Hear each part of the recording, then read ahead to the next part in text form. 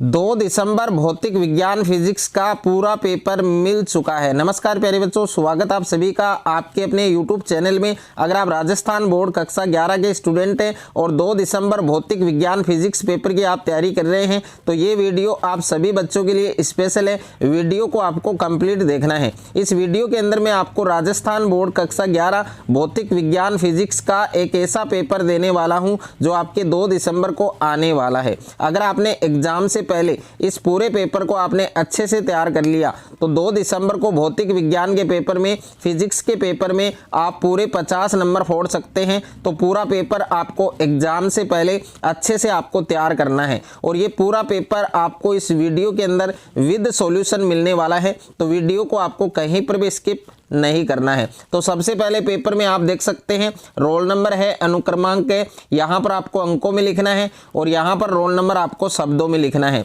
और पेपर में कुल प्रश्नों की जो संख्या है वो आपको 36 दी गई है। टोटल 36 क्वेश्चन पेपर में आपको दिए गए हैं और पेपर में कुल प्रश्न आप देख सकते हैं, कुल प्रश्नों की संख्या आपको 4 दी गई है और जो टाइमिंग है, समय है, वो आपको 3 घंटे 15 मिनट का दिया गया है। तो 3 घंटे 15 मिनट में भौतिक विज्ञान फिजिक्स का ये पूरा पेपर आपको हल करना है।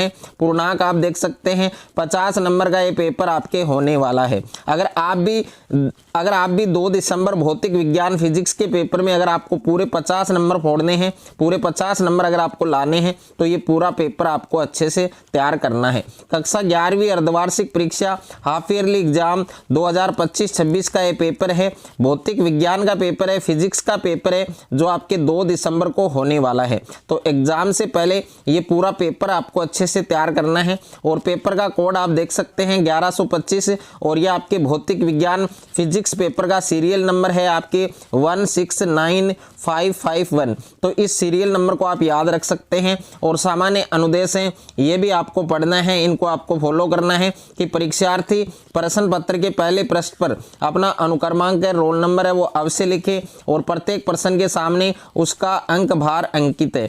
तो सबसे पहले आपको कुछ इंस्ट्रक्शन दिए गए हैं यहाँ पर कि सभी प्रश्न करने अनिवार्य हैं, सभी प्रश्नों के अंक उनके सामने अंकित है। तो ये पूरा पेपर फिजिक्स का आपको विद सॉल्यूशन इस वीडियो के अंदर मिलने वाला है। तो वीडियो को आपको कंप्लीट देखना है।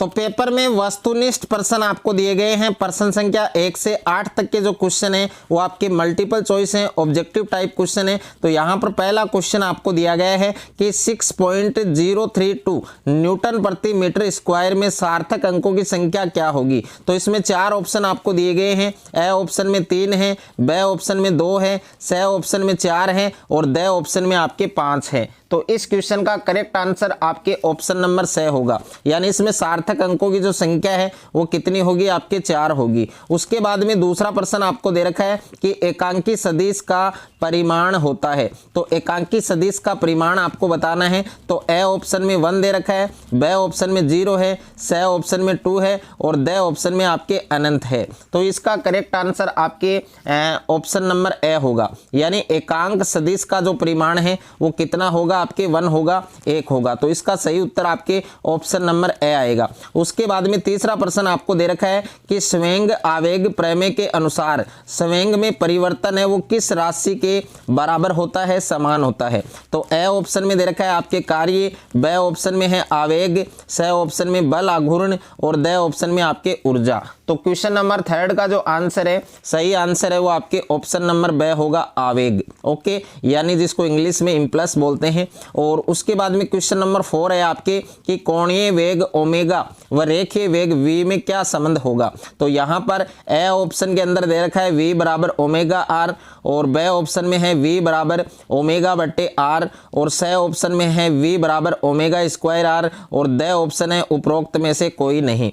तो क्वेश्चन नंबर 4 के अंदर सही उत्तर आपके ऑप्शन नंबर ए होगा, v बराबर ओमेगा आर। उसके बाद में नेक्स्ट है आपके क्वेश्चन नंबर 5 आपको दे रखा है। यहाँ पर क्वेश्चन नंबर 5 आप देख सकते हैं कि जब बल लगाने से लंबाई में वृद्धि होती है तो विकृति कहलाती है।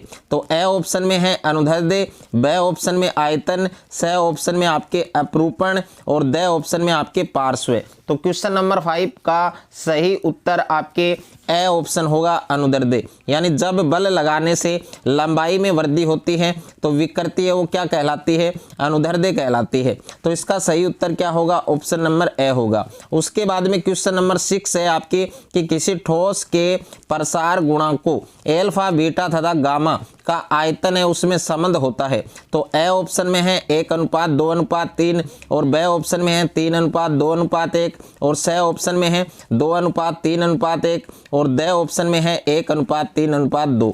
तो क्वेश्चन नंबर 6 का सही उत्तर आपके ऑप्शन नंबर ए होगा।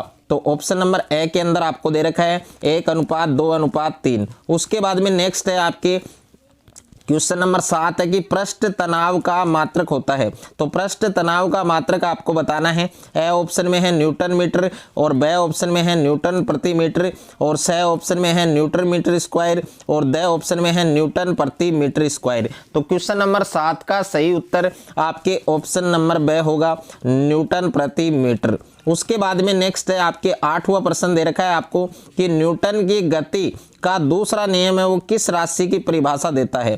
तो न्यूटन की गति का दूसरा नियम है वो किस राशि की परिभाषा देता है। ए ऑप्शन में ऊर्जा है, बी ऑप्शन में शक्ति है, सी ऑप्शन में बल है और डी ऑप्शन में कार्य है। तो क्वेश्चन नंबर 8 का सही उत्तर आपके ऑप्शन नंबर सी होगा, बल, यानी जिसको फोर्स कहते हैं। उसके बाद में नेक्स्ट है आपके यहाँ पर रिक्त स्थान आपको भरने हैं प्रश्न संख्या 9 से 12।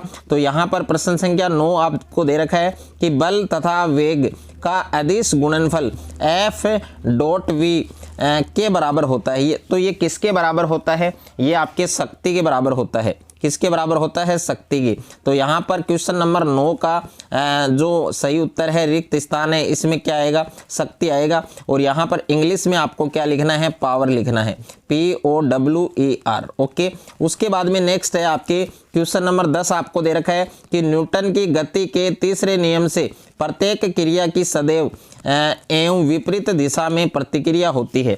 तो दूसरा जो रिक्त स्थान है इसमें क्या आएगा, यहाँ पर एक समान, क्या आएगा, एक समान। इसमें आपको एक समान लिखना है। उसके बाद में देखिए नेक्स्ट है आपके क्वेश्चन नंबर 11 है कि एक समान त्वरित गति में वेग समय आरेख का ढाल है वो किसके बराबर होता है। तो ये बराबर होता है आपके त्वरण के। किसके बराबर होता है, त्वरण के बराबर होता है। तो इसमें आपको त्वरण लिखना है। ओके। उसके बाद में नेक्स्ट है आपके क्वेश्चन नंबर 12 आपको दे रखा है कि घनत्व का विमीय सूत्र होता है। तो इसमें विमीय सूत्र आपको बताना है। तो विमीय सूत्र होगा आपके m और उसके बाद में l, इसकी पावर में आपको -3 लगाना है, उसके बाद में t की पावर 0। ये विमीय सूत्र आपको इसमें लिखना है। उसके बाद में नेक्स्ट है आपके अति लघुतरात्मक प्रश्न आपको दिए गए हैं। तो यहाँ पर प्रश्न संख्या 13 है जिसमें आपको हुक का नियम लिखना है। प्रश्न संख्या 14 है आपके द्रव्यमान केंद्र को परिभाषित करना है। प्रश्न संख्या 15 है आपके संरक्षी और असंरक्षी बलों के आपको एक एक उदाहरण लिखने हैं। प्रश्न संख्या 16 है स्थैतिक घर्षण गुणांक उसको परिभाषित करना है। प्रश्न संख्या 17 है एक समानवर्तीय गति करते हुए पिंडों के लिए अभिकेंद्रीय बल है उसका आपको सूत्र लिखना है। प्रश्न संख्या 18 है एक समान गति के लिए विस्थापन समय आरेख है वो बनाना है। उसके बाद में देखिए प्रश्न संख्या 19 दे रखा है आपको कि किन्हीं 3 मूल राशियों के नाम और मात्रक लिखो। तो कोई 3 मूल राशियां आपको लिखनी है और उनके मात्रक लिखने हैं। प्रश्न संख्या 20 है आपके कोणीय संवेग संरक्षण का नियम लिखें। तो इसमें कोणीय संवेग संरक्षण है उसका नियम आपको लिखना है। और लघुतरात्मक प्रश्न है प्रश्न संख्या 21 से 30। तो यहाँ पर प्रश्न संख्या 21 है बल आघूर्ण तथा कोणीय संवेग है उसमें आपको संबंध है वो प्राप्त करना है, रिलेशन आपको बताना है। प्रश्न संख्या 22 है एक ही धातु के 2 तार है उनकी त्रिज्याओं का अनुपात है रेशो है वो आपको 2:1 दे रखा है। इनको समान बल आरोपित करके खींचा जाए तो प्रतिबलों का अनुपात क्या होगा। उसके बाद में देखिए नेक्स्ट है आपकी प्रश्न संख्या 23 आपको दे रखा है कि ऊष्मा स्थानांतरण की 3 विधियों के नाम लिखो। तो ऊष्मा स्थानांतरण की जो 3 विधियां हैं उनके नाम आपको लिखने हैं। और प्रश्न संख्या 24 है आपके कि पृथ्वी से कितनी ऊंचाई तक जाने पर गुरुत्वीय त्वरण का मान पृथ्वी तल के मान का 1/4 रह जाएगा। उसके बाद में देखिए नेक्स्ट है आपके प्रश्न संख्या 25 है कि समतल वृत्ताकार पंथ पर किसी वाहन की अधिकतम सुरक्षित चाल का व्यंजक आपको प्राप्त करना है। और उसके बाद में नेक्स्ट है आपके प्रश्न संख्या 26 आपको दे रखा है कि किसी बहुमंजिल भवन की ऊपरी छत से कोई गेंद 20 मीटर प्रति सेकंड के वेग से ऊपर की ओर ऊर्ध्वाधर दिशा में फेंकी गई है। जिस बिंदु से गेंद फेंकी गई है धरती से उसकी ऊंचाई कितनी है, 25 मीटर है। गेंद कितनी ऊपर जाएगी यह आपको बताना है। उसके बाद में नेक्स्ट है आपके प्रश्न संख्या 27 आपको दे रखा है कि सदिश संयोजन का त्रिभुज नियम है, वो आपको लिखना है। प्रश्न संख्या 28 है जड़त्व आघूर्ण किसे कहते हैं। मात्रक लिखते हुए किसी पिंड की घूर्णन की गतिज ऊर्जा है, वो आपको गतिज ऊर्जा है उसका सूत्र लिखना है। प्रश्न संख्या 29 है रेखीय संवेग संरक्षण नियम लिखते हुए इसका एक उदाहरण लिखो।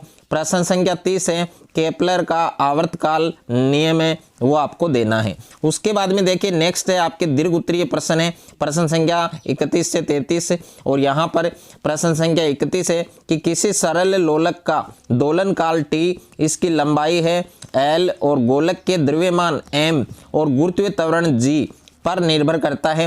विमीय विधि से दोलन काल का सूत्र है वो आपको व्युत्पन्न करना है। प्रश्न संख्या 32 के अंदर आपको दो प्रश्न दे रखे हैं, एक तो है बर्नौली प्रमेय का कथन लिखना है और दूसरा है श्यानता गुणांक की आपको परिभाषा देनी है। प्रश्न संख्या 33 है आपके विभिन्न ताप पैमानों सेल्सियस है, फारेनहाइट है और केल्विन है, इन तीनों में आपको संबंध है वो बताना है।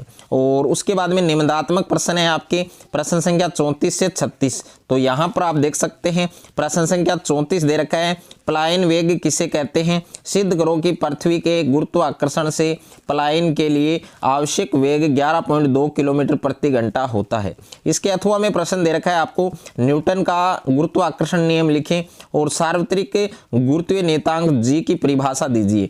दूसरा प्रश्न है गुरुत्वीय स्थितिज ऊर्जा को परिभाषित कीजिए। उसके बाद में नेक्स्ट है आपके प्रश्न संख्या 35 आपको दिया गया है प्रक्षेपी गति किसे कहते हैं। किसी पिंड को अक्षैतिज से थीटा कोण पर प्रक्षेपित एक प्रक्षेपी का उड़ान काल और प्रास के लिए सूत्र व्युत्पन्न करना है। उसके अथवा में प्रश्न है आपके गणितीय विधि के द्वारा एक समान त्वरण से गतिमान पिंड के लिए गति की तीनों समीकरणों को व्युत्पन्न करना है।